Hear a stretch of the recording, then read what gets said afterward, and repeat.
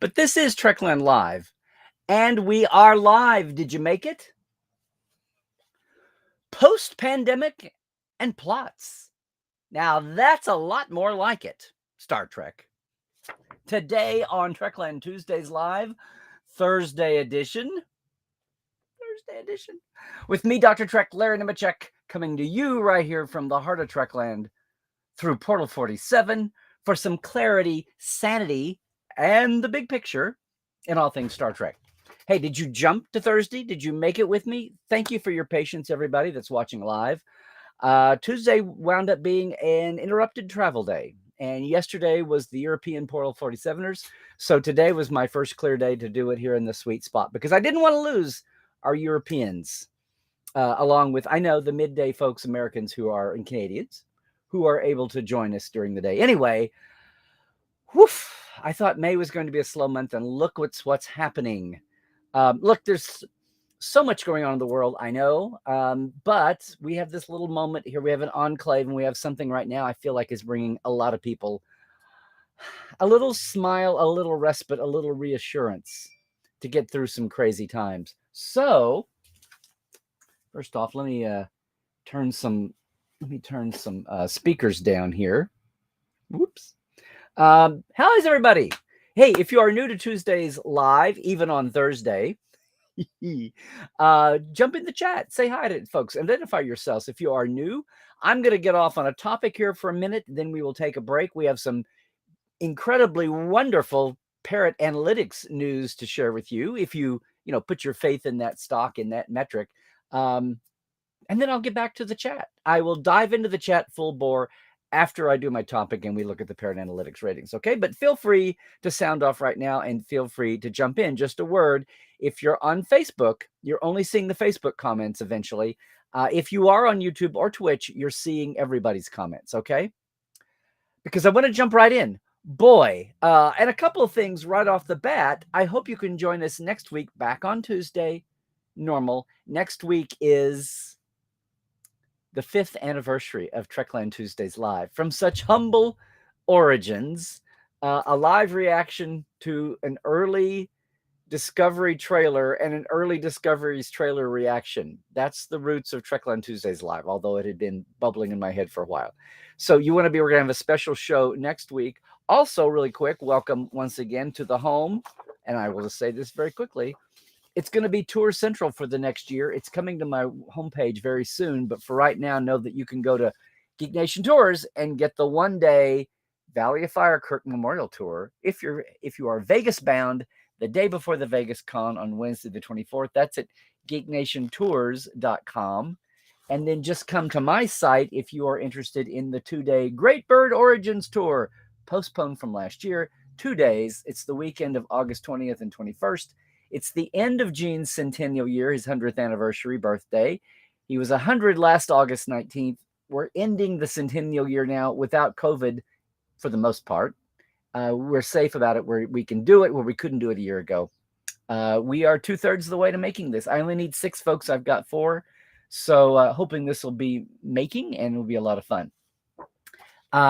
There's more tours coming. I'll tell you about that at the end of the show. And there's 4 of varying sizes and prices in the next 14 months. So suddenly tours have come back. And that's kind of where my topic is today.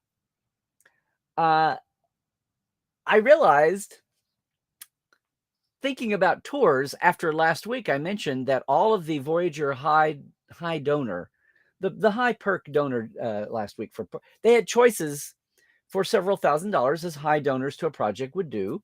They had choices of tour days, which were stops at some of the iconic sites that we'd been going to for 10 years. Well, we've been going to them for ages. When friends would come visit in town, and it's been turned into a consultancy 10 years ago and a business 4 years ago. Thank you, pandemic, for slowing things down. But we're back. And I realized that last week I never had 30 and 40 people going to Bronson Canyon and the Pier and some of the other sites that I was not leading hosting, where some of the actors were, Garrett and Tim and Sirach and some of the folks were leading tours from. and dinners as well here in LA. So it was a big deal for people around the country and around the world who had helped support the Voyager documentary, um, to be able to fulfill that. And it was great for me to be able to donate my time to do that as part of my contribution. And then also meet a ton of new fans, a lot of fans who are East Coasters or who are foreign fans and I'd never met before. That was awesome. Some of them knew me, some of them didn't. So all the better. It was a great way to meet another slice of fandom and to share, some more information, see some smiles on faces. Even though the caves were blocked off because they'd been falling in a little bit. The cave, it's like a tunnel bored through a big hill. That's what Bronson Cave is. But yeah, it made me think, including one night when we were at a dinner and someone who did not previously know me, we were introducing around the table. And they leaned over at me down the line and finally said, "Oh, you're the tour guy." And I was like, "Oh, I'm the tour guy now. Okay, I'll take it. Yay, I'm the tour guy." As long as it's something about sharing fandom and sharing the background tapestry of Trek and again, lighting up some faces and making Star Trek real in a whole new way for folks. That's really big. We talk about experiences now that the millennials and the Gen Ys and the Gen Zs don't care about accumulating souvenirs, collector plates. I know it took Tom Paris to bring back collector plates, but that's why I couldn't even get my grandmother's collector's plates because it was her storied wall of plates. Anytime any one of us kids or grandkids went on a vacation, we always brought grandma back a plate from where we'd been. So, and then she has a John F. Kennedy, memorial plate and some other thing, they're worth nothing, even at the vintage and the retro and the antique shops. They are zilcho because the whole collecting thing of those went out of style, partly because the same reason the millennials have killed Saturday morning cereal. Or so they say. No, I mean, it's just a thing that's fallen out of favor. Maybe Tom Paris will bring it back. Who knows? But experiences are what modern generations are after, not so much stuff. So, stamp collecting and my railroading is down, and I'm sad.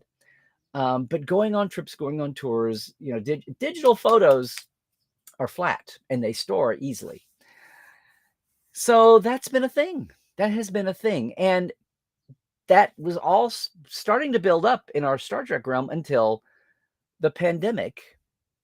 The pandemic kind of wiped it out. But this last week with the Voyager folks and seeing the excitement about some of the things that I was offering, even to the fact they had no idea that world existed, the concept of even, sure, go to Star Trek tours up in upstate New York at Thai. Yeah. Go see James's awesome, incredible thing. The sets are wonderful. They're licensed. So they're putting money into it. So some stability, that's incredible. But you can't license Vasquez Rocks or the Tillman Plant or Bronson Canyon or the Santa Monica Pier or 50 other places more obscure. You can't license those. So the outdoor location places are awesome. And coming out of the pandemic, people are feeling, they want to get out and do something. Anyway, it was wonderful to see people's awareness go, oh, this isn't just a perk for the documentary.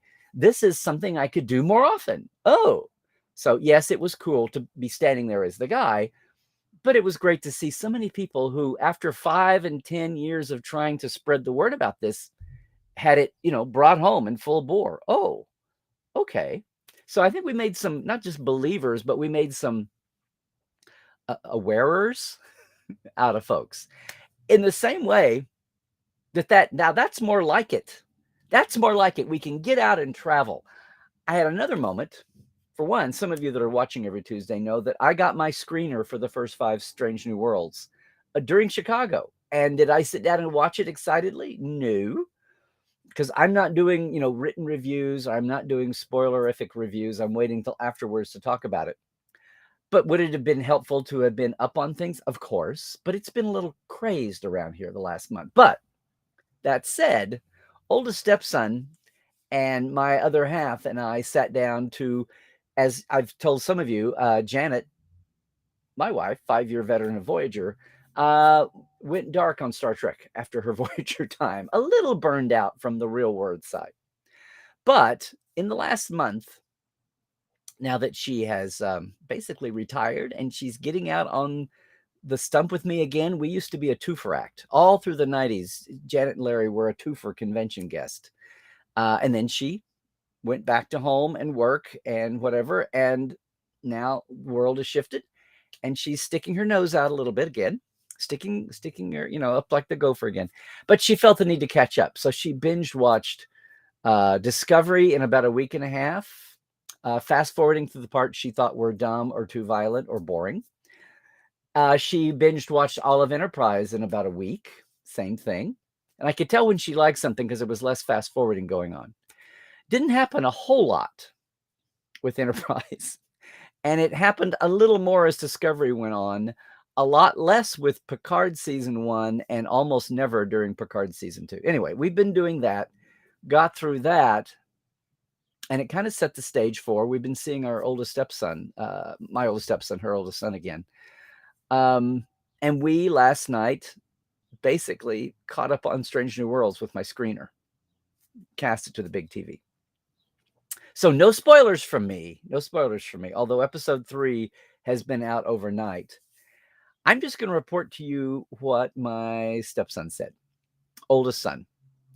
And he's watched them week to week. He really appreciated seeing 3 in a row more. But basically he said, Strange New Worlds, that's a hell of a lot more like it. May have been a little spicier too. But as he said that, my mind drifted back. Oh my God, exactly 40 years. Well, we're shy 2 months. 40 years ago, people saw the Wrath of Khan, and that was the lead on what the New York Times, the Newsweek, or Time Magazine review. I forget which. One of the major reviews of the country. The first line in the review for Wrath of Khan was, "Now that's more like it." Now, I'm going to stop right here and say, the motion picture has tons of supporters and fans. The motion picture was pivotal. No matter what you thought of the movie, you cannot take away, and we've talked about this, you cannot take away the place it held in pop culture history, because never before had a dead little TV show come back as a major motion picture, much less resuscitated that franchise. But that was before we thought about franchises. And yeah, there was a Batman movie, and there was probably, I'm not talking about cheesy little TV movies that they made a buck. Battlestar Galactica originally was a 3-part. I'm not talking about cheesily made on a TV budget to be shown in a theater. I'm talking about big budget theatrical all the way. Nothing like that had ever happened before. You cannot take that away from motion picture. But having said that, and you sure can't take away, oh my God, the impression. Have you seen the 4K movie yet? It's coming to theaters this weekend. Please go see it if you haven't had a chance to see the 4K version. Even if you've seen it on your huge plasma at home, go see it in the theater. It's not the movie you remembered seeing in the theater or that you've watched on VHS and all the different iterations over the years. It's incredible, especially the ending scene. Not to raise the bar too high for you, but between the color retinting and the sharpening and some, just, it's amazing. It's amazing what editing will do for pace and flow and narrative clarity. The last scene in the Voyager dish made all the sense in the world now, with power and drive and a drama. And most of all, overall, you see the color palette. It's the whole movie is not a blue-gray mush. That said, in 1982, that reviewer's reaction was what a lot of fans said. We all supported the motion picture. We all wanted it to do well. We'd all waited 10 years for it. We saw it multiple times. But for most fans, the Wrath of Khan was a lot more like it. And I could not help dwell on the irony of Nathan's comment. Strange New Worlds, that's a hell of a lot more like it. It felt like an echo. Not that I did not enjoy Discovery or Picard. And I'm not even going to talk about the animes, because we're talking the live action sensation, the live action experience of Trek. And I love Lower Decks and I love Prodigy, as you all know. But just comparing live action apples to live action apples, we supported here, we encouraged, we pulled out that we critiqued what we didn't like. I have critiqued what I did not like. I have cheered on, and I think the world, according to trying to understand Star Trek in the modern storytelling age, serialized or not, has been a learning curve, and it's been an upward learning curve. More on that in a minute. But I think the reaction just are the actors on Strange New Worlds, the writers, the directors, the crew people, are they all that much better than the actors, directors, writers, crew people, designers on Discovery and Picard? We just spent a short season, foaming at the mouth over what's been done with the Picard production design look. And Dave Blass, the production designer, is going to be our Portal 47 guest this month, next week, and I can't wait to have him back, because we did the panel for First Contact's 25th anniversary last year, and I got to talk to him then and offline as well. But is it really that, or is it something as basic as just good old Star Trek episode of the week storytelling? Now, not reset button totally. One of the flaws of the original series, only the most basic of character arcs were pursued.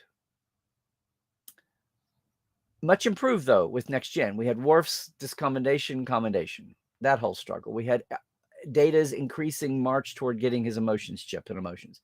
We had, go down the line, Riker and his battle with Command, Riker and his beard, Riker and Troy's long-term arc. I mean, all that Picard and Crusher's long-term arc. And there were long-term arcs, and then, of course, DS9 kind of sped that up.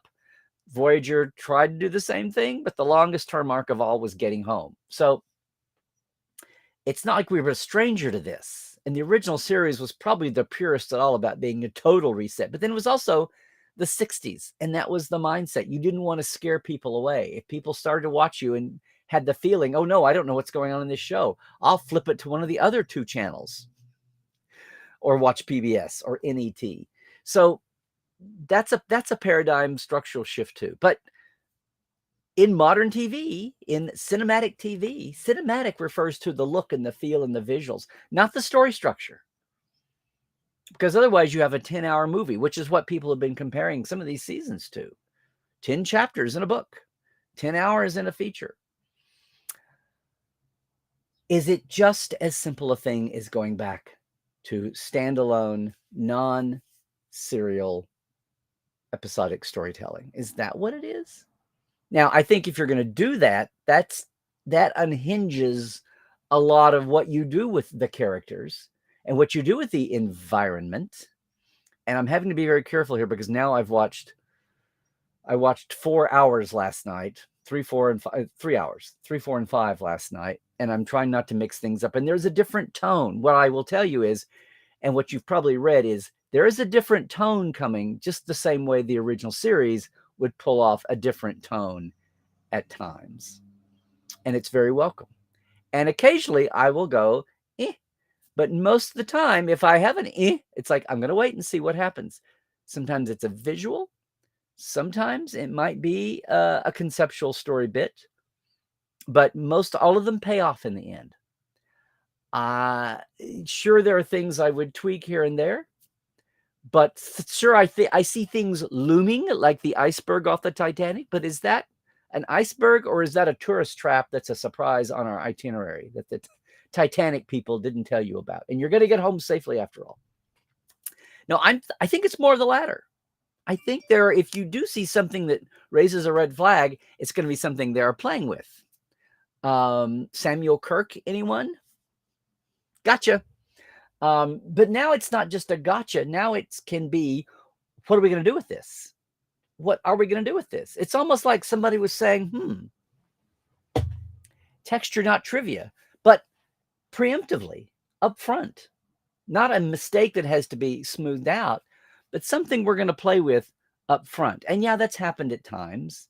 You had an expectation. They could tease and promote some aspect, some name, some place, and then you go, and then it passes by in the night. And you might like what they did with it to tease you, or you don't like what happened. Or it sits there unused, and then 5 years later gets picked up again and run with. That's fine. That's the franchise. That's the universe. But I think from what we're seeing here, the reaction, I think there's an awful lot of people besides my oldest stepson saying, now that's a lot more like it. And as we kind of wallow in that joy and light, for the most part, and I realize there are valid critiques to be made. I've even seen little things tweaked from 1 to 5, which is kind of amazing. Yes, I heard somewhere along the way, I started hearing landing party used instead of away team, which I know it's a little thing, but if you're going to have a canon, if you're going to have centuries delineated by what things can and can't do, doesn't that apply to the language as well? So, I mean, if somebody on Strange New Worlds suddenly talks about quantum torpedoes, I would be a little upset. But for the most part, I think the world at large is saying, now that's a lot more like it. And it does. It reminds me a lot of what that said for Strange New Worlds versus its predecessors in varying shades, what it said for The Wrath of Khan versus the motion picture. Hell, even the animated series. And all the now we're much more aware of them. All the ideas for comebacks, the 2 movies, Phase 2, the series, everything about the 70s and the early 80s, and then what Wrath of Khan did, and then boom, we're off and running with a movie franchise comeback, and now it's time to have a TV franchise, and now it's just time to have a universal franchise, period. Finally. 2 series in a movie, and then takes a fallow time to bring us back full bore. And it also takes time to get that, as we said many times, to get the well-oiled machine machined up, much less well-oiled. And as I predicted to all the people upset with Discovery in the first year, eventually episodic TV was going to be this radical new concept in the era of Game of Thrones and Walking Dead. Not just the happy, optimistic, aspirational tone of Star Trek with representation. And yeah, geeky, cool new science, forward, future looking. All the ingredients. It's just going to take a while to get there because the mindset of TV right now was a huge thing to change. I mean, Gene did get his series sold in the mid-60s, but it was a huge battleship to turn, and they were fighting every week. At least now the Star Trek brand is known, but it's been still a huge battleship to turn. And I think a lot of people knew that. I think a lot of people on the payroll at CBS/Paramount now knew that. It takes a while, as it always does, for sometimes those voices to rise to the top, or for the pendulum swing to prove people right, or at least for the pendulum swing to be on their side. Because I got to dig this out. Somewhere online live or in a podcast, I said a few months after Discovery's premiere, hold on, folks, 5 or 6 shows in, suddenly standalone stories will be a radical new concept and fresh. And if you think about Discovery, I said 5 or 6 series, Discovery, Picard, Lower Decks, Prodigy. Well, Section 31 was mentioned, and then here comes Strange New Worlds. So yeah, about 5 or 6 shows in. I'll take that one, sure. But I'll mostly take the fact that I'm watching a fandom mostly pretty happy. Now, I can't wait to see what everybody's comments are about this. And everybody, if you have a critique, sure. If you see something troubling you already, sure. A lot of people were going, oh, I don't know, to Pring, they're in the pilot. Yeah, Kirk. Oh, okay, Kirk. We'll see. We will see what happens. Mbinga instead of where's Boyce? Where's Piper? Much less McCoy. We've talked about that one too. I'm thrilled to see what happens with that. I think you're going to be thrilled to see at least these next 2 episodes in a row. I can't wait to see what's going on. They're hard at it right now, working on their season 2. They're about to wrap up, or they're midway or wrapping up. I actually heard something about a bit somewhere.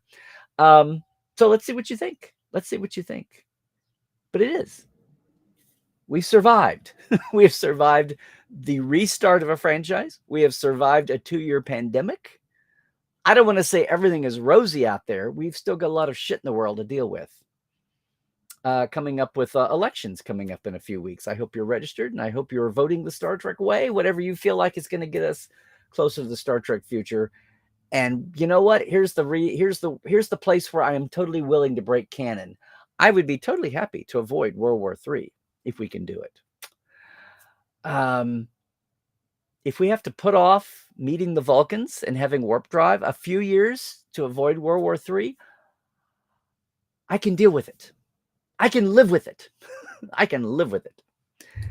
Otherwise, I think we're in a good place. If nothing else, we have a respite once again to put our faith and stock in about humanity and whatever is out there as we get through these troubled times we're in. So if nothing else, and the Fox, the Fox web story is laughable. I don't know how much of fandom's eye rolling permeated back out to the mainstream media. I don't know where some of the reaction stories, some of the essay type online magazines like Medium or The Atlantic or whatever, that level of journalism might be as mainstream as it gets. I don't know if, forget Fox, I don't know if NBC, CBS, New York Times, Wall Street Journal, LA Times, if anyone's going to get a mainstream reaction to that story. Star Trek has always been woke. Star Trek's always been political. When you talk about Vietnam in 1967, when no one else was talking about Vietnam, how do we miss that? It's funny. I was reading a story about this very thing, and the intro to the piece about the mention of Private Little War was, well, most people today think about it's Kirk kissing a witch woman, and I'm like, no, really? I think of Private Little War as the Vietnam show, and the only one with a tired, serious, not happy Flintstones laughing ending to it. But that's just me. That's just me. I know the generations are flying by. That said, yeah, the Trek we have now is, hopefully it's doing a lot for spirits and for reserve, for helping people get through these days. As we get out of the pandemic, as we deal with the changes that it wrought, like inflation, we've got a war across the way that's insane and affecting all of us, even economically. But that's a lot more like it. That is a lot more like it. That's a hell of a lot more like it. So here's to our new Captain Pike and the stalwart crew of the Enterprise. And who cares if Ortegas has a shaved head? She's an awful damn good pilot to join the legions of great pilots. Okay. Crazy things, gang. So what did you think? What do you think? Are you excited? Are you feeling better about getting out? Are you feeling better about doing something crazy like a tour? Have you ever thought about it? Are you most of all excited for where Strange New Worlds is going? Do you still have a critique or a concern? Let's see what everybody's going to say in the chat. I hope where you are, things are fine. I think hope you've got good weather, good stuff. I will have people from around the world here in just a second. But again, real quick, if you're leaving us now because you're just watching on YouTube later, quick mention again, the Valley of Fire Kirk Memorial Tour, the day before Vegas Trek in Vegas, Wednesday, August 24th. It's a one-day tour, 8 hours. You'll be back in time for Con Eve and the landing party. Don't worry. That's geeknationtours.com. You can find that. And my 2-day tour, the Great Birds Origin Tour, Life Places of Gene around town. And yes, that will include Desilu / Paramount. A different kind of tour. That's August 20th to 21st. You can find that at LarryNemecek.com. But right now, as I do every week, I really want to do a shout out here to, of course, our Patreon folks, our TTLers, Diana Hopkins, Robin Wilson, Lawrence Todd, Anne-Marie Siegel, Keith Rombach, Justin Porteous, Nathaniel Robinson, and Blaze K. And yes, our live wires, Rusty, I'm tongue-tied. Your coolness astounds me, Rusty. Rusty Harrell, Halbert Gunn Johnson, Robert McLean, Alan Hohense, J.R. Poole, Byron Bailey, Dave Gregory, Gay Clevin, Lundstrom, and Casey Shafsky. There we go. If you would like to help me out just a little bit, it's very simple. It's not a lot. I just have a $5 and a $10 a month Patreon level. Patreon.com/Trekland Live. If you've never seen Patreon before, go look. You may find something else you want to support. Even more than me. As a one-off or as a subscription. That's pretty awesome. Once again, the Trek Files is back with a new guest this week. A new guest, Carrie O'Quinn, who, yes, will be part of the Con of Wrath documentary. But for now, we're talking about the birth of Starlog magazine, and a letter to Gene Roddenberry. We've got Carrie to talk about it and the history of Starlog. This week on the Trek Files, it's a special one. You don't want to miss that. Carrie O'Quinn, the longtime, speaking of inspiring pieces, would write his From the Bridge opening editor's column every issue of the first 100 or so Starlogs. Yeah, go check it out. And of course, our documents, they're at Facebook on the Trek Files page or podcast.roddenberry.com. Other than that, gang, you can find me all over at Larry Nemechek on Twitter, Larry Nemechek's Trekland on YouTube. Please like and subscribe. And Instagram, too. Fun stuff on Instagram and Facebook, of course. Everywhere you're watching us right now, basically.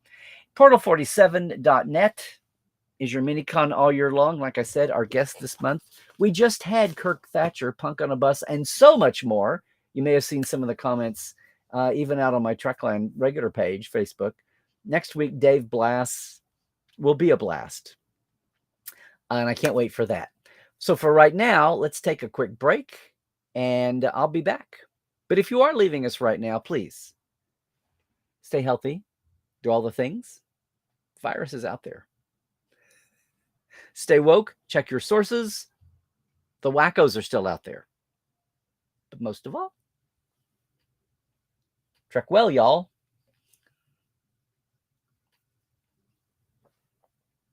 Some of you I may see in Phoenix at Phoenix Fan Fusion week from this weekend.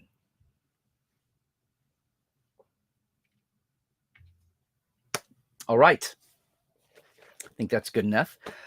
Let's jump right into these Parrot Analytics, gang, and then I'll get into the chat. And yes, as some of you may know, in fact, it went a little quasi-mainstream with press releases, and then Anson Mount picked up a Parrot Analytic graphic. First off, we do have the week's report through May 13th, that week. And Parrot Analytics, if you are joining us new, is a company out of New Zealand. They came to the States. They've been around maybe 10, 12 years now. I'm getting hazy. They came up with a mnemonic. I say that every week. They came up with an algorithm to study these digital channels that don't have commercials, no need for ads, no need for ratings like the Nielsen's that we've always had since the dawn of TV, actually the dawn of network radio.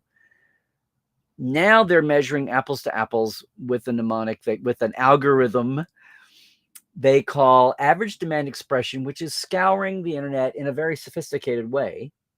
They're looking at critics, they're looking at fans, they're looking at studio promotions, they're looking at the bounce back, at the sharing to see what's popular, what's not. It's very, that seems simplistic.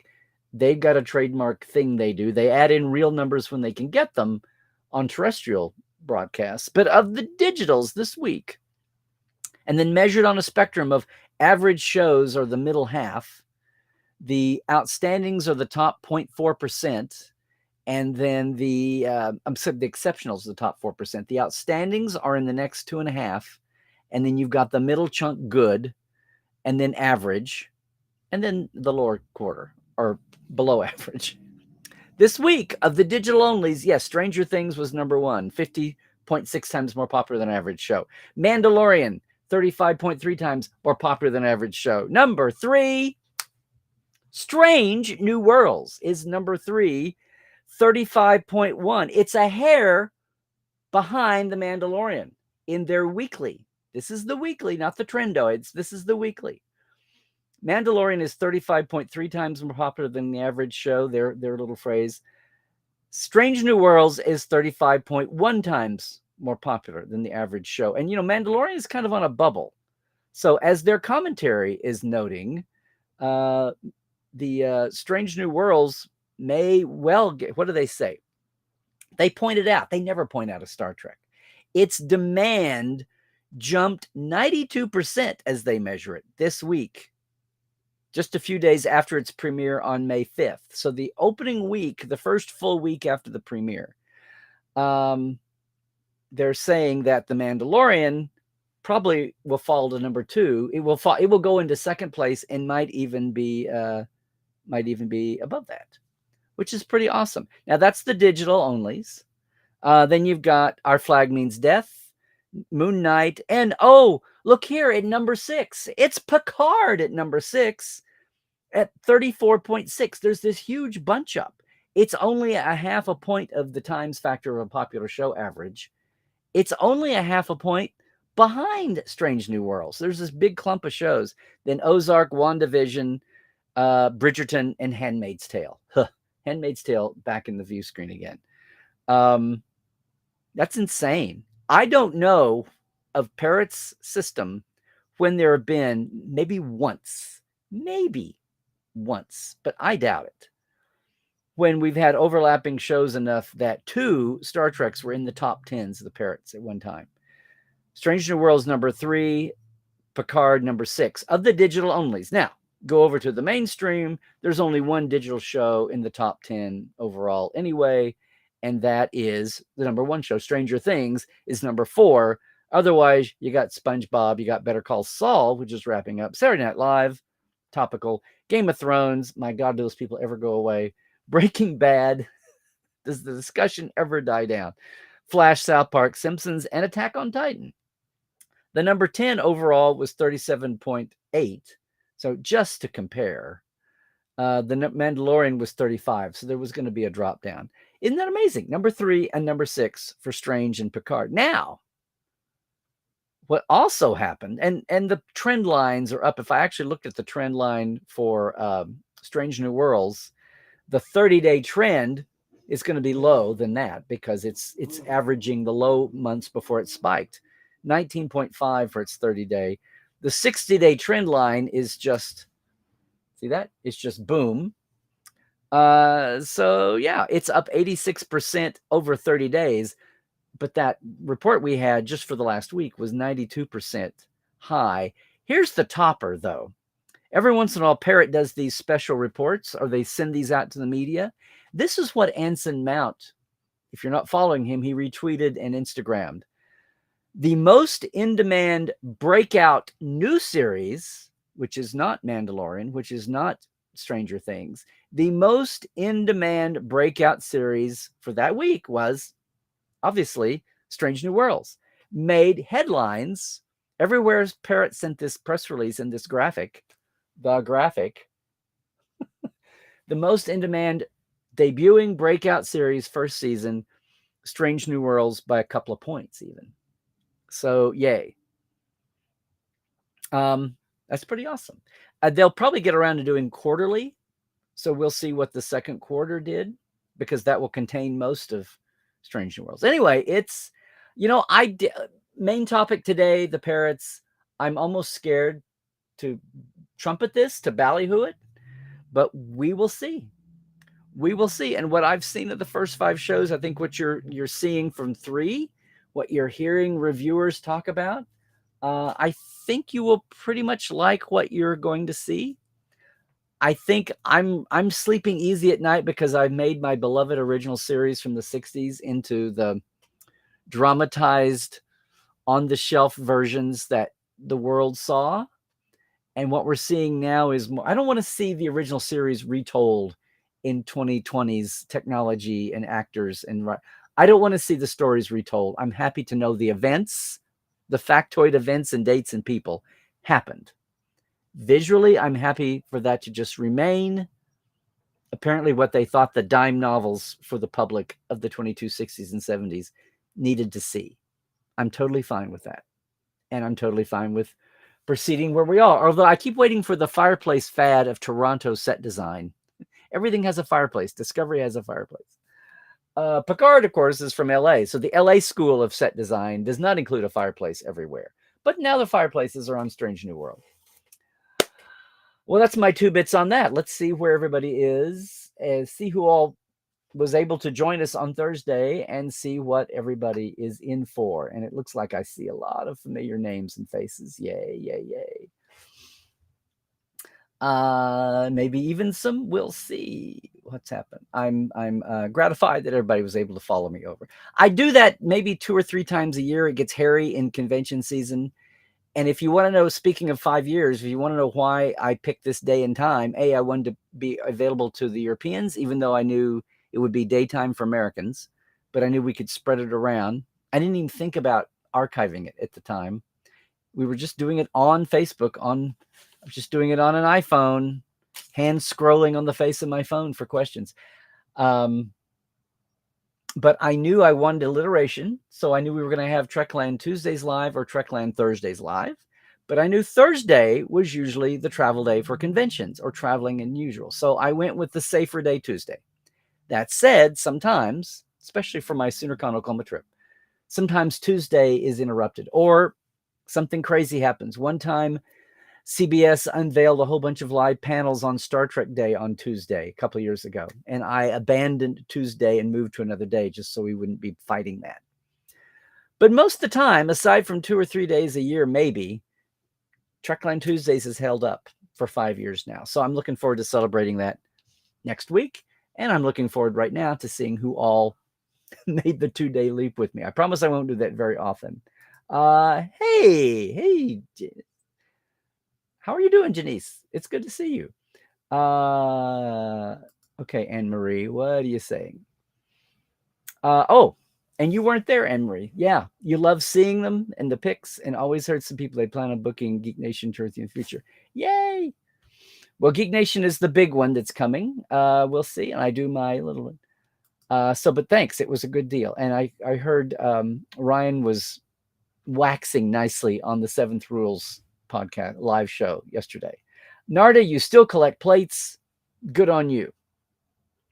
Nobody cares about the outside world. You do, you girl. And make the Outback proud down there. Hey, David, we caught you. See, sometimes a change up is nice. But good to see you. What? Welcome to the world, baby boy Matu. Oh my God. Did we have a I've been in my tunnel and I haven't heard directly. Somebody must be busy with something. There's baby boy Matu is here. Sorry, guys. My life support live partner from Saturdays that we ended the podcast to get through a baby birth and the pandemic was over. Well, Jared, you're the news deliverer. So now I can poke Ali about not letting me know. So anyway, yay! Sophia, hi in Portugal. Yeah, I'm Stephen. I'm only talking about positionally in time and reaction. I'm not trying to compare Strange New Worlds to Wrath of Khan thematically or conceptually, and one's a series and one is a 2-hour movie. I'm just talking about that feeling that my son said that dawned on me. There's a parallel in history, in many layers. The fact that there are plenty, and they grow every year. There are lots of folks who will stand up and defend the motion picture, and they will especially do it the more the years go by, and the more David and Darren and Mike's team that worked with Robert Wise originally had been able to tweak it and make it more the movie that Robert Wise wanted it to be in the first place. And the unfair rep that it got from being rushed and unedited. Okay, well, The View from Portugal is in agreement. There we are. Okay, there you go. And yeah, interesting timing because the motion picture is having its big day in the sun. It's night in the spotlight coming up this weekend. Yay. Hello again, Adam. Good to have you. Aha. Michael, what do you say in here? You don't know if it's a spoiler for episode 3, which is out as we speak. It's Thursday now, so. But DC Fontana's Vulcan's Glory in 1989, and it's a good book with interesting characters and their backgrounds. Okay. Hey, Dan, what do you say? You've been enjoying finding out about the Power Records Peter Pan releases from the 70s. Yeah, I had a few that I glommed onto because they were in bargain basement bins in the 80s and 90s, and I found them and I stuck them back. And most of them never had the plastic. When I first was doing Trekland trunks and getting rid of a lot of my stored stuff, I had people, they were not huge collector's items at all, but a few people picked those up. But didn't viewers care less about story arcs in the 60s? Well, yeah, because there were 3 channels and people were just happy to come home from work and sit down and watch TV. Nothing like Star Trek had ever hit people before. I mean, people loved the Twilight Zone, but it went 6, 7 seasons. There was no like, oh, it's been ripped off prematurely, but the Westerns just predominated everything. And then you had just the censor mentality about, a toilet did not flush on TV until All in the Family, much less everything else that All in the Family did.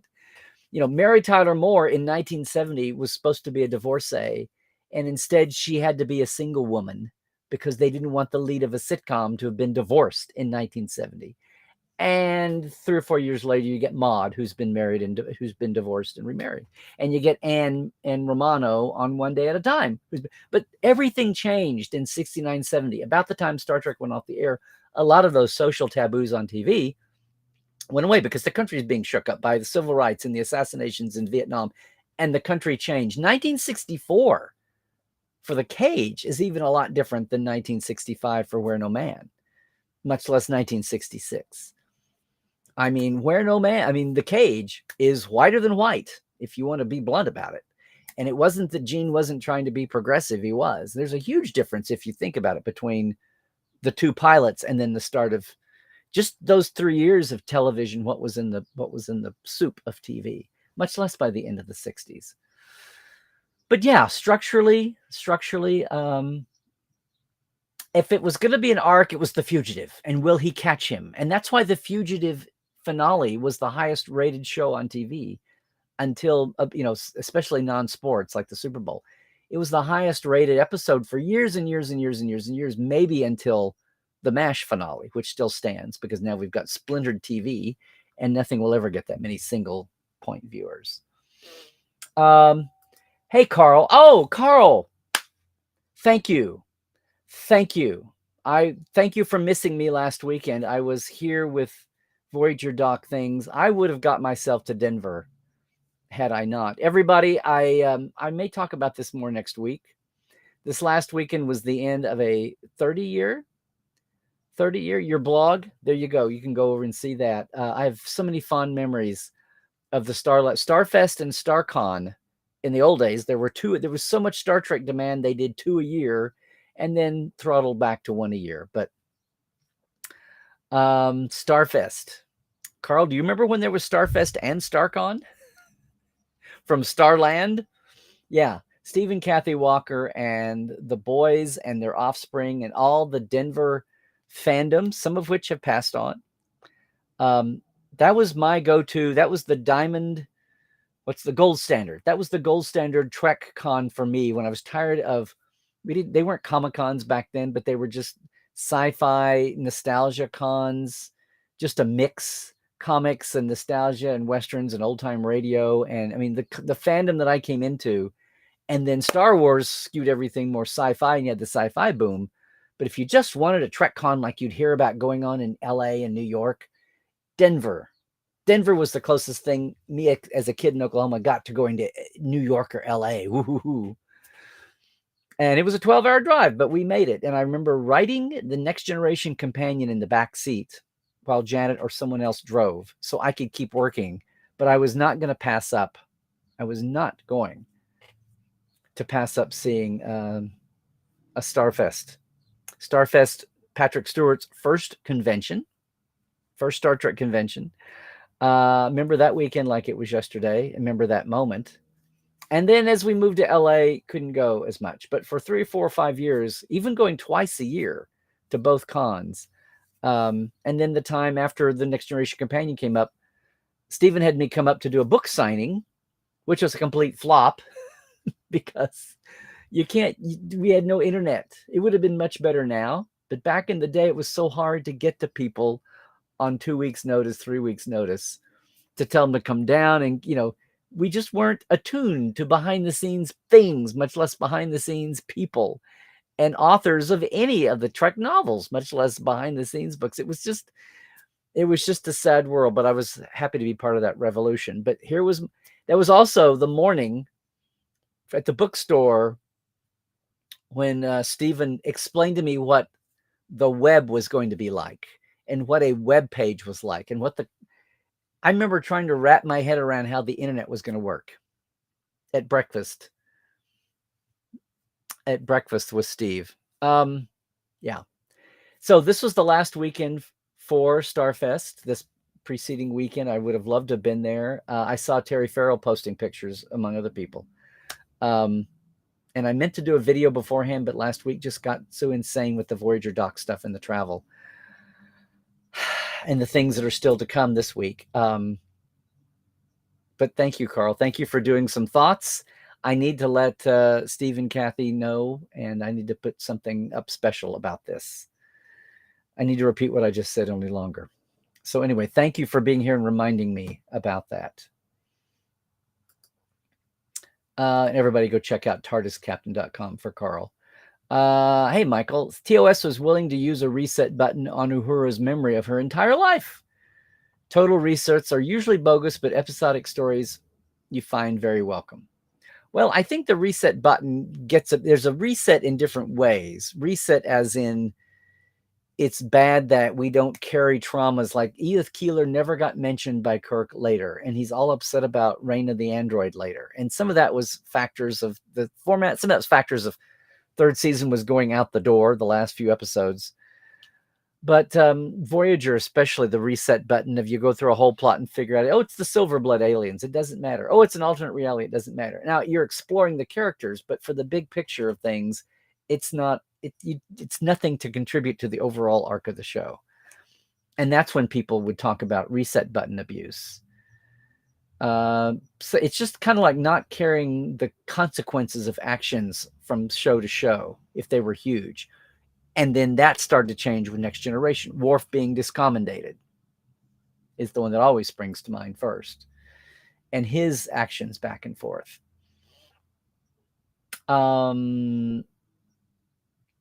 Hey, Sophia, for you, it's the basics. Interesting stories, sci-fi, adventure, getting to know a character better this week. Another character gets their story the next week. Exactly. When the surprise box, when the mystery pieces of the puzzle are the driving force of the season, and it's only 10 episodes to begin with, having character moments and reveals, it's almost like they have to be pre-planned. And then it's almost like the guest stars or the recurring stars, actors, roles, the recurrings get more screen time than the poor regulars. I mean, Saru has been a notable exception. And early on, Michael got some with her family and, the fact that her mom's still alive and yada, yada. But there's so little. Tilly got some. I mean, don't even talk to me about the bridge crew, which, sure, they start off like Sulu and Chekhov. But they started way, way back and it's like no one remembered they were there. They took the time to keep rehiring the same faces, but didn't think about doing anything more with it until about 2 or 3 seasons in. And somebody finally said, why aren't you? Yeah. What are we doing? Zahir, you'd love it if SNW gave us a self-contained A story and a B story that connects the entire season series. There you go. Well, we already have the recurring drama of Pike's foreknowledge, which I thought with all the other skill I see going into this series and the writing, please don't have him revisit his trauma every week. That's going to get really old really fast. It'll be like Troy being empathetic. Pain, much joy and gratitude. They realized very quickly that had to be dialed back. You are enjoying S&W aboard the USS Marriott. Oh, Rusty, I hope things settle down pretty quickly. Oh, Dan, I have not seen Robert's comments. I should. I'm trying to stay up with things. I will check it out. I'll probably get it between the lines. Yeah, I mean, the biggest hurdle for me is the visual. And once we abandon the idea of keeping the 60s look alive, but just tweaking it, yeah. The materials, you say it's just plywood. No, the materials of the 2260s. That was the design ethic. That was the design ethos, was the materials and the smooth-hulled starships. They were so awesome that they didn't need to be greebly. That was the whole design aesthetic at the time, but we've tossed that. That was simplified for public consumption. That's what that was all about. Hey, Narda, for the most part, you are enjoying S&W. A little cringe every now and then with some things they did with the characters, but great acting. Right. We will see. We will see. There's times when they have Chapel being a little too 20th century, 21st century glib. Sometimes Uhura. But we'll see. I mean, the 21st century had their Tom Paris's. Early Geordie, and even later Geordie could be kind of glib too. Well, not Hello Nurse, but he would be a little urban the first season of Trek before they decide what to do with him. So there's times when that gleans by. Drunk Kevin Riley got there a little bit. So there we go. And then, of course, Jared, it's totally fine to say this. Strange New Worlds is your least favorite of all the new series. Do tell. Do tell. And here we go. But we're all civil without talking about it. What about Short Treks? Comedy Fork. Short Treks was your favorite? Okay. You're into lab theater. All righty. Okay, Tobias. You like Strange New because that's weird because TOS is your least favorite. Don't face me.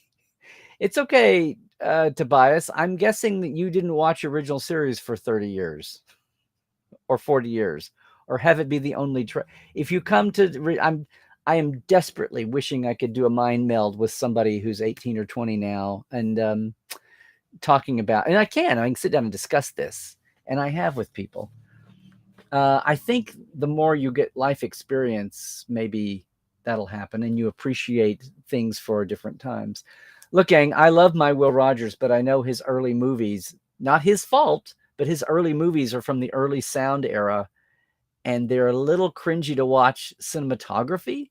The stories have heart. He has heart, but just watching them as movies is really hard until the last year or two when movies started to evolve. They got past the Hays Code, and by the end of his movie run, he only had 5-6 years before he was killed prematurely. John Ford did 2 or 3 of Will's later movies. So you got that. But to watch his first year or two, they're a little eh. And yeah, there's probably some social problematic bits in them too. But it doesn't take away from Will's basic impetus. But the cinematography is very much, let's set up a camera and film a stage, just like it was a play. No close-ups, no coverage, no back and forth flow. But that's what Citizen Kane did in 1939. That's why it was a revelation. Okay. Oops, did I spoil something? Justin, did I spoil something? Landing party is said at some point in the 5, but they do say away team and away mission a couple of times early. So they're no different than Enterprise. Enterprise can never keep its decades, its centuries straight either.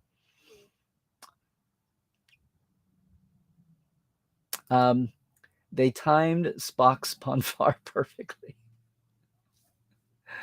Despite all your Zahiri critiques. Good deal. Unfortunately, it's not a pendulum swing permanently swung to a crowd-pleasing position. When the other Trek shows come back, the haters are going to come back and forth again. Well, that's why it's a pendulum, Dan. I mean, that's society. That's human nature. It's us being, for better and for worse, human beings. But then again, that's what the prophets were all about, being not linear and being above pendulum swings in a linear way. Ooh. Did I just go there? I did just go there. That should be a deeper topic. Let's see.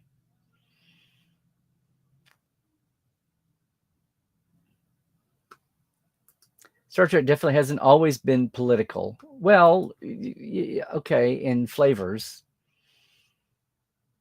I mean, even the 80s movies were political. They were all Reaganed up with the bring and the militarized brass, and Gene hated them. And the first time I saw those Wrath of Khan uniforms, I was like, an admiral on the bridge was a very Harv Bennett thing in the 80s Reagan era. And it was like, it got back into that whole Starfleet is not an army or a navy. It's armed scientists or whatever for defense until they have to turn into soldiers. They're just so well trained.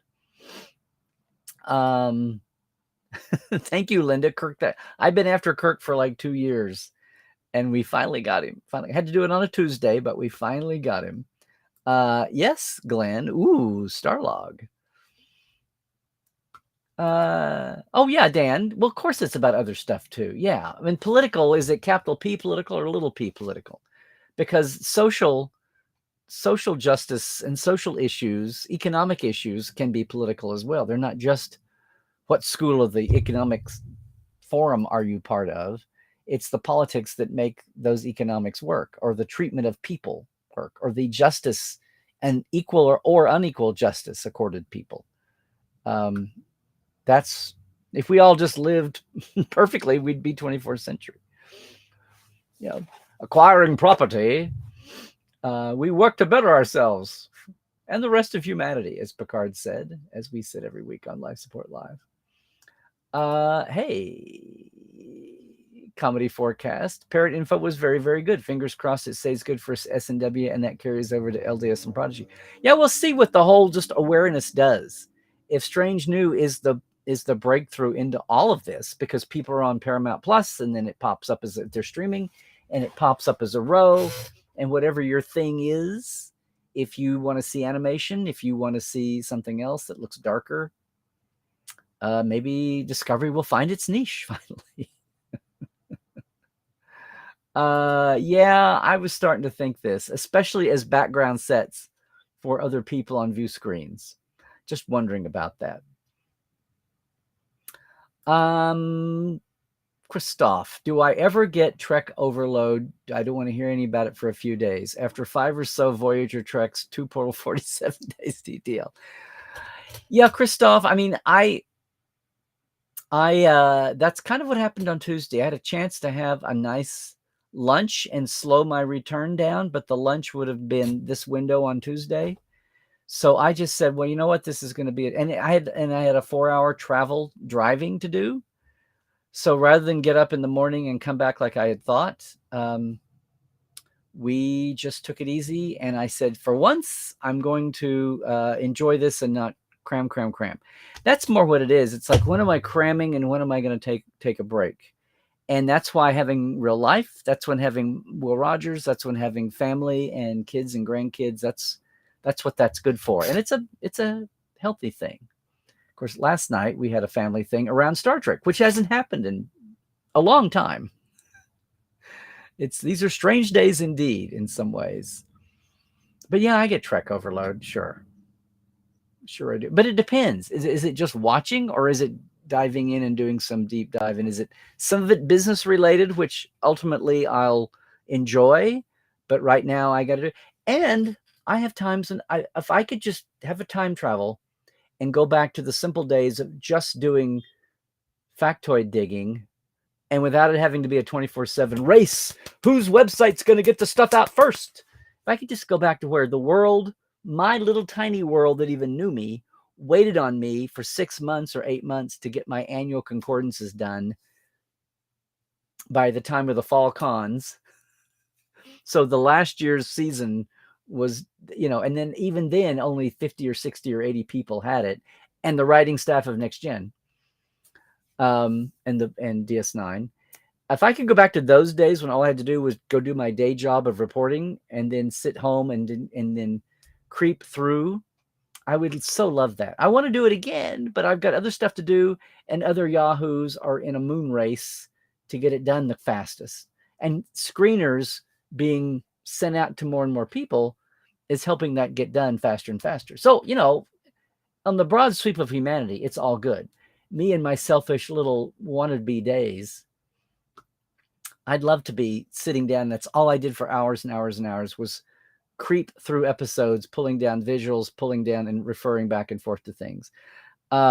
It's fun watching oh my God, Jorg. It's fun watching Jorg do on Twitter what I did 30 years ago in my own little world and nobody knew or cared. But it's fun watching the world be connected now to where he's talking about it and putting images up and talking about what he's doing, which is what, if you read The Companion, that's what that was all about. Thankfully, I had something to do when I had to do the damn book in 3 months. I had background stuff to pull into, since I sure as hell didn't have any interviewing, aside from 1 or 2 notable exceptions. R.I.P. and God bless Bob Justman. Let's see. So I see that.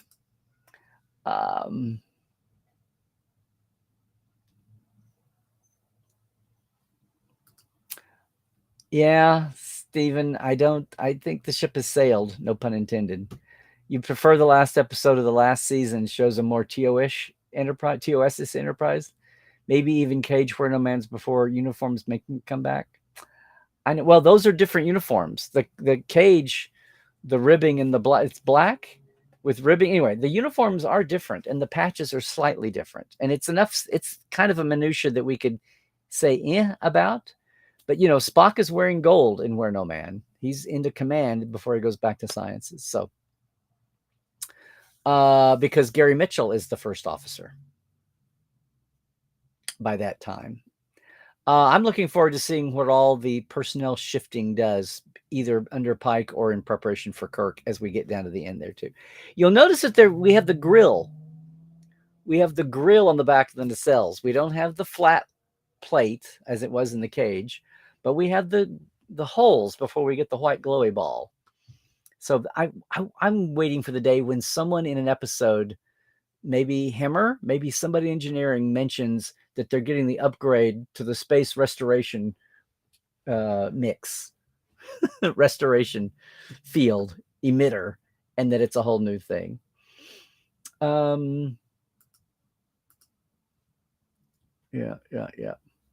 Neelix has a whole kitchen on fire. Okay. I missed the setup for that. Hey, Dave, good day to you too. Yay. Now, what are you saying? If TOS was all dramatizations, that makes less sense to me. Why would 23rd century production values look like the 1960s? I'm just saying it's different and it fits into a meme that you can point to in Gene's novel.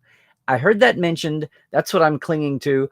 I would love for something else that makes sense. I really don't want it to be different time streams and dimensions and universes. I'd really rather... There's been enough shattering of the multiverse here to keeping up with stuff. And if you go down the monkey hole of what First Contact did or what any time travel episode, 90% of them did to shatter up and actually come up with another thread, then I'll have a headache and I'll be worse than Kate Mulgrew. Catherine Janeway. Why would 23rd century production values look like 1960s? It wasn't that was their apex. It was made for the public on a shoestring budget. So they're just doing that I don't know. Just go with me on this, okay? I didn't invent it. I've glommed onto it. All I'm trying to do is preserve some kind of a thread of a timeline, of a prime timeline that goes all the way through, that quasi makes sense. And I know 82 of you will say, well, it doesn't make sense already. Did that.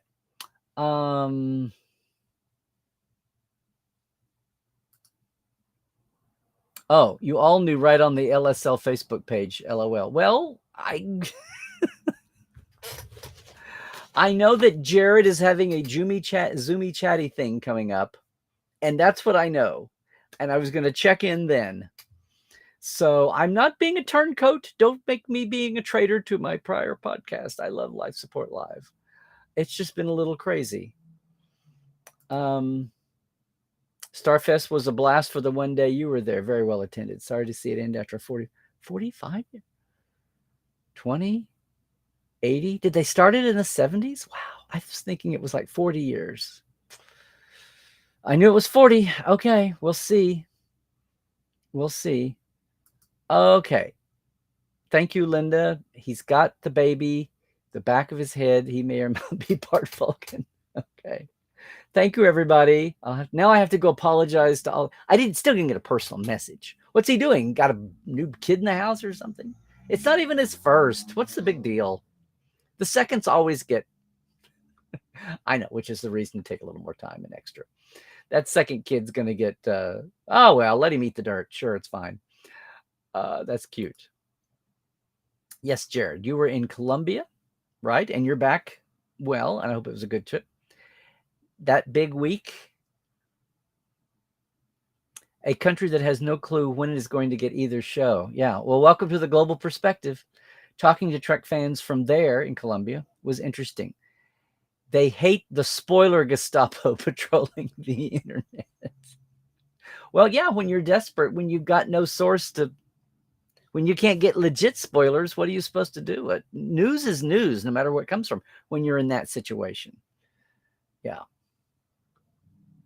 Well, it's kind of like the international is always going to be the secondary market just on numbers, even though that eventually will change. But B, it won't change until the infrastructure is built out. And C, were you going to hold up everything in the States until the international was there, which would be silly. Not from the standpoint of international fans. They go, oh, yeah. It's still an American show, and it's even more than that, it's still an American company. And you cannot change the laws of commerce. As much as they want to serve the world, whether you see it as serving the world or making income, making profit, we're still in a territory. It's the same reason why the UN doesn't work like the Federation. The UN is still individual member states in blocks, maybe, but the UN is not to the point of the UFP. I think the UN is maybe where the UFP was in its first 20 or 30 or 50 years, which is why we need a Star Trek West Wing series. P Plus is dividing the world.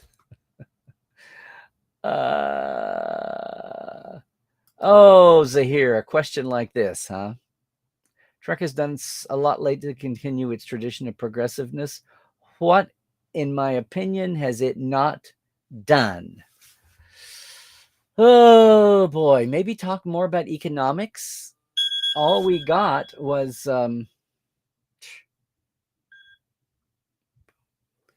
spam phone. All we got was Picard's speech in First Contact, and we've kind of clung to that, and a few others scattered around, but we've kind of clung to that. And at some point, maybe Strange New Worlds is not the vehicle, but at some point, the pioneering work that Ira and Wolfie tried to do with future tense, or past tense on DS9 and the Bellwright show. He's like, how did we get from here to there? It wasn't all just roses and, oh, look, we invented warp drive and here's the Vulcans. And that show was done 2 years before First Contact, which First Contact kind of went there, but it showed the end game. What's the world between past tense and First Contact? Now, you're talking World War III, and, you're talking that era. That can be ugly and sad, and how do you tell that in a heroic, entertaining story, but it satisfies all these narrative needs that are prime timeline needs? But a lot of that's going to be, you'll be war and militarism and all that, but a lot of that's going to be wound up with economics. And I think how we got to post-scarcity and replicator technology being a revolution, as much of a revolution as warp drive was, maybe, for how it affected people, and then transporters. That's a thing that hasn't been touched on. Of course, it's very dicey. No one wants to go down that road and plant flags that in 20 or 30 years are going to be obviously outdated. So it's a thing. Nobody thought in the 60s that putting a war in the 1990s was a big deal, because it was 30 years away, and it was disposable TV in 1967. And we know where that got to us. So, which is going to be a topic coming up fairly soon. Yep. Okay. Starfest ran for 45 years. You do remember 2 cons a year. Yeah. The other con was called StarCon. One was in the spring, one was in the fall. And I don't remember which one it was, but Patrick's first one was in March. It was the weekend of Heart of Glory's premiere, because he wouldn't talk about it on Saturday, and it premiered in Denver. It ran in Denver on Saturday night. So he waited until Denver could see Heart of Glory before he would talk about it on Sunday. And I remember him praising Michael and saying, Michael Dawn, young Michael, and Wolf, and he's in the makeup, but what he does, I remember him doing this. It's in the eyes. It's in the eyes. And people applauding. He also did the Saturday Q&A, his hour on stage, without a mic for 2,000 or 3,000 people, which was, he wanted to see if he could still have his stage lungs. And he did, but Sunday he did with a mic, because he said he'd gotten soft. I can remember that like it was yesterday. And Dee was the other guest. So it was an awesome weekend. Maybe the last time I saw Dee at a regular convention before the 30th in Huntsville. Anyway, let's see. You finally managed to source full episodes of The Lieutenant online. Looking forward to having enough time to watch it. Yeah, it's out there. You could get a collection. It's saleable, and I think some of the episodes might be on YouTube, although they're not supposed to be. But maybe it's okay for them to be. I don't know. I remember this too. It's when I went, okay, they're getting away from Star Trek, huh? Francis Ford Coppola at StarCon 92. He was premiering some movie that had they had ties.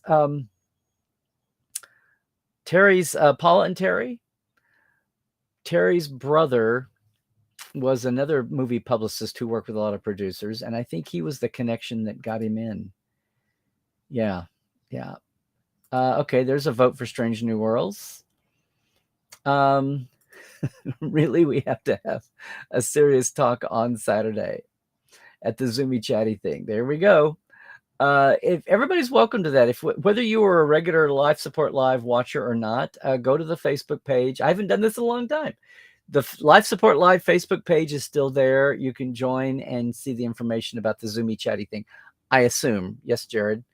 It'll be a Zoom. It won't be Ollie and I doing a show, but it'll be the community, because the community was we had a pretty good group of 20 to 50 people. Yeah.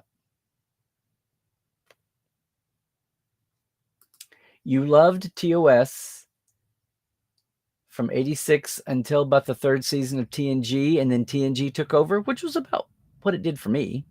Well, I not took over, but when I got the respect for TNG, I knew TNG was going to be just fine on its own and be a worthy successor. Yeah, Linda. I mean, yes, that's easy. It's good to say that. It's good to know that. A lot of people get misplaced. In my case, my work, I've tried to make life so that my work was fun, but there's a danger. Be careful what you wish for, Lieutenant. If you lean too much into your enjoyments as work, then they're suddenly not enjoyable anymore. Or if you're living and dying financially by your passion, then that's not a good thing. And I've known people who love Star Trek and got to work on Star Trek in the industry and saw in the dark parts of the industry, or the burnout parts of the industry, soured them on the thing they love to do. Some people who love Star Trek got burned by actually being there, having their wish fulfilled, and came away, and Star Trek wasn't the fun, so yeah, be careful what you wish for, Lieutenant. You may get it. Hopefully, though, they can cool off and get away and come back at some point, recapture the original magic that way. Hey, Michael, you're totally fine with the updated look of everything compared to TOS, but you're disappointed in the execution for the same reasons as the hull attacking. This was a perfect opportunity to go totally mid-century minimalist. The tech is unobtrusive because it's so advanced. Yes. Instead, which was the original excuse for why they didn't have budget. So everything could be simple. Mike came up with this idea ages ago. The reason the panels were so simple was because they were so advanced. It's like, yeah, the tech is unobtrusive because it's so advanced. Instead, we got generic, look at all the tech sci-fi, which someone made the point. It may have been David Gerald in his World of Star Trek book. David Gerald made the point that Irwin Allen had a ton of money to do the sets on Lost in Space. So the Jupiter 2 sets are full of 1960s, mid-60s blinky computer image. We look at that now and we go, oh, look, it's what the mid-60s thought of computers. The timeless look of the Enterprise was because they had no money. So they had to be creative. And now we've retconned why that was. And you're right. Instead, we got generic, look at all the tech blinky sci-fi. Nick Meyer wanted more blinkies on his sets. As well executed and true to the original as the look of it is, it could have been so deliciously retro and so fresh. And I totally agree. I'm in the, I want to say, cynical place of thinking I'm amazed that it is as retro as it is. And it's even now, it's better than the Discovery Enterprise bridge was.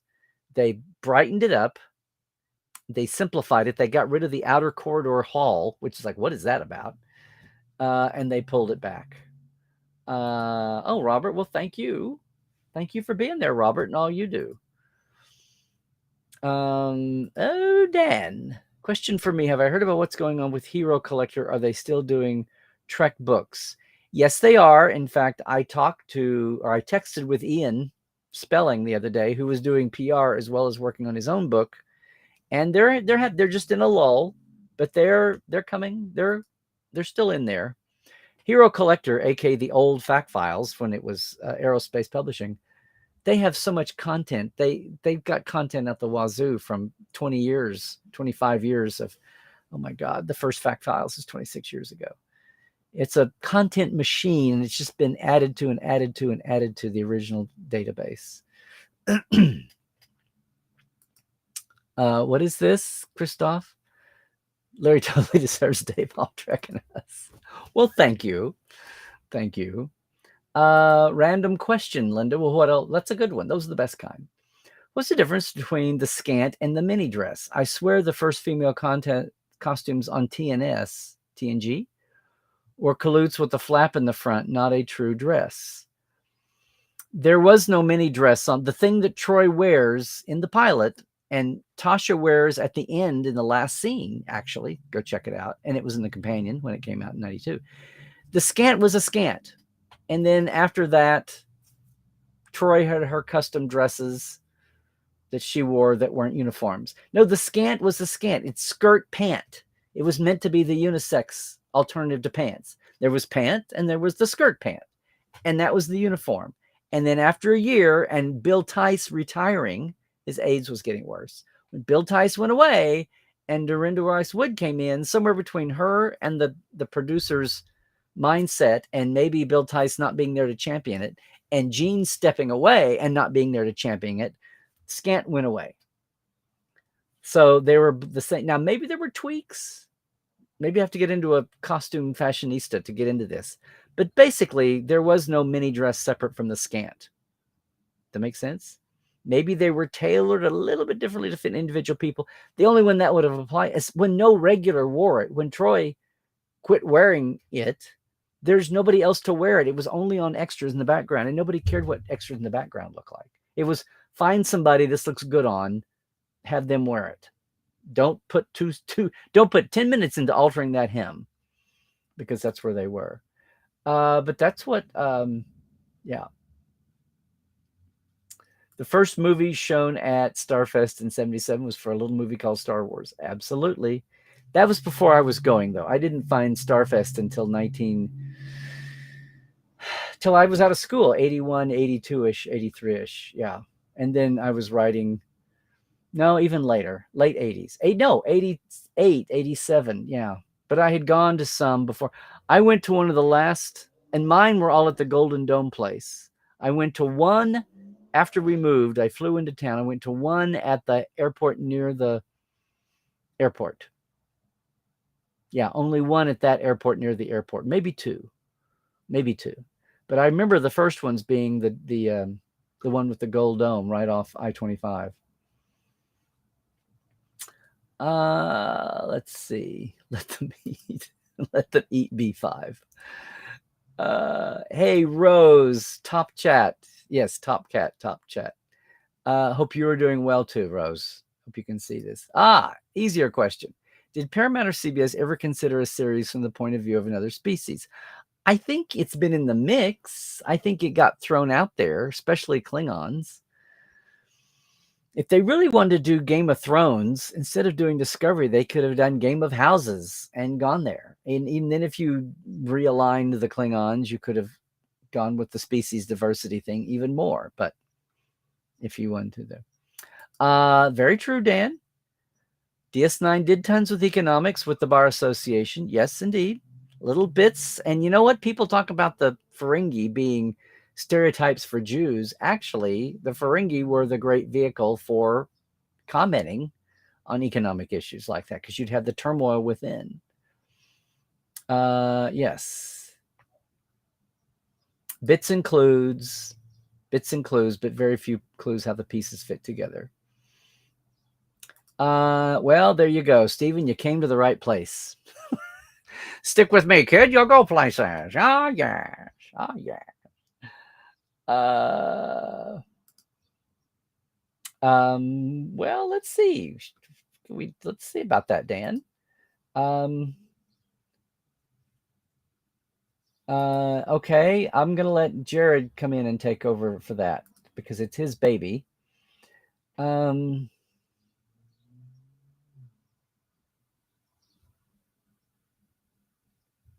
we can blame Henry Starling for the advancement of modern Trek. Yeah, yes. If you wanted to, the timeline divergent from then. There you go. Larry is still here. Just realized it was today. Was stuck in work for way too long. Sorry, Cairo. But here you are. Yay.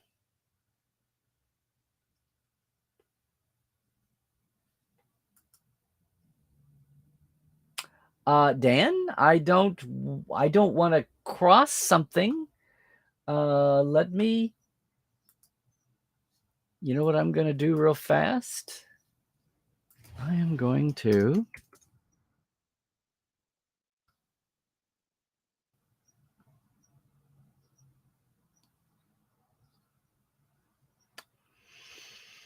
Okay. Talking about the Hero Collector books. Now, maybe he's out of the loop, but he does PR for them and says the next one coming, it's been delayed, but there is an Alpha Quadrant Shipyards book. Hope that's, I'm not spoiling something or getting anybody in trouble, including me. But it's been delayed. They're waiting. Yeah, they're acting like it's going to get announced within the next month or so or two. So there you go. Hey, Dan, check the source. I know, directly from a Hero Collector. Or maybe things have shifted. When did you hear this? Times. Yes, absolutely, because Game of Thrones was the bar. Creatively, numbers wise, cinematically, if you know, everything about Discovery was trying to outcompete Game of Thrones, and it looked like it. And if you're going to do a Trek compete with Game of Thrones, let it be the Klingons, not mainstream Starfleet. Actually, yes. Well, that was the intention. Some people saw that and drew that conclusion, including some Jewish people, thought that they were a Gentile stereotype on Jews, and that all the actors were Ferengis were short and had big noses, and all the ugly stereotypes like that way. That has come up in time. But Gene's original thing was, again, a commentary on the Reagan 80s, on the greed is good mentality, right? You got to remember the 80s, kids. Big hair and nighttime soap operas and, ignore AIDS and all of that. And greed is good. Basically, it's the Gordon Gekko fictional character from the movie. It's the Gordon Gekko decade, and Ferengis were supposed to be a vehicle to answer the greed is good mantra. That was how Gene was going to make Next Gen relevant to the 80s. Okay. Wow. We are at end of the chat. Looks like we're at the end of the chat. Did I go dead? That was just abrupt. All righty then. Well, I guess we're here. Boom. Did I send everybody away? We got political and topical? Topical more than political? I don't know. All I was trying to say is that's a lot more like it. That's a lot more like it. Now, that's more like it. And seems like, again, we have a diversity of opinion on all things, as always, because we're only human. But it seems like that's where we are. I burned you out. Apparently, you all are more burned out on Star Trek than I am. That was all of a sudden. Christoph is the boss. Christoph is the boss today. He and Jared, apparently. So, good to see everybody. Thank you for hanging with me on a Thursday. That's going to make no difference to folks who are watching later. But yeah, glad you could be with us live. I'm glad you could be here to hear once more. If you're going to Trek Vegas the day before the con starts, you might look into this at geeknationtours.com. You can also find out about the big con that we're doing in July of 2023, 10 days, LA and San Francisco, our next big one, the West Coast Away mission. I'm about to have a spot on my page for all of these, whether they're mine or I'm co-partnering, including the 2-day Great Bird Origins Tour in this August. This is the weekend before Vegas, and obviously the weekend before that one day. This is going to be an interesting couple of weeks, but we're up for it. We're up for it. We had nothing to do we were also shut down for 2 years. Let's hope everything continues on the way to go. This, you'll see this at my page too. I'm about to put a nice new display on my homepage as soon as I get off here. Otherwise, one more shout out to all of our TTLers and our live wires. Thank you all again. And there's the deal. Bang. A platform, 2 different levels, $5 and $10. Very simple at patreon.com/Trekland Live. You might see something else at Patreon you want to support too. And once again, I've not ballyhooed this enough. Kerry O'Quinn is our guest on the Trek Files. He's a treasure that we still have as well. The first editor-publisher of Starlog magazine. Talk about pioneers. Right there with Starlog and Star Trek had a shared history at the beginning. Issue number 1 was 90% a Star Trek update primer for the 70s. More stuff than what the books had up till then. But it couldn't be all Star Trek because of licensing issues.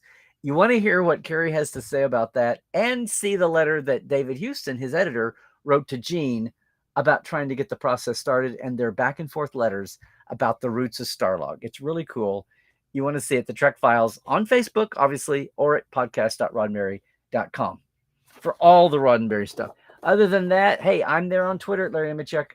Where you are right now, Larry Nemechek's Trekland on YouTube. Please like and subscribe. Facebook and the Twitch folks. I never put Twitch on here. I should do that. I should rename the Twitch account. Portal47.net is, your mini-con all year long. Love seeing everybody. We'll be back on Tuesday, normal time. Tuesday, the 5th anniversary celebration for Trekland Tuesdays Live. You want to be there? I'm going to have some special things mounting up for that. And then 2 days later will be Phoenix Fan Fusion, formerly known as Phoenix Comic-Con. Looking forward to being with some of our Trekland colony in Phoenix and maybe some new faces. Got a booth. I'll be on some panels, doing some things with our Phoenix folk, doing some panels with Dr. Dave, as a matter of fact. So that's coming up. And then June's coming, and I'll be in Oklahoma a week at SoonerCon at the end, and a whole bunch of stuff there too. But for right now, we'll be spreading the word about the tours, spreading the word about Portal, keeping up with this crazy new series, Strange New Worlds, and keeping up with the world's reaction to it. We got our hands full, gang. So you want to be part of that. You want to be part of that. So please, please, please trek well. Do all the things. You never know. Stay woke. Check the sources. You never know. And trek well, everybody.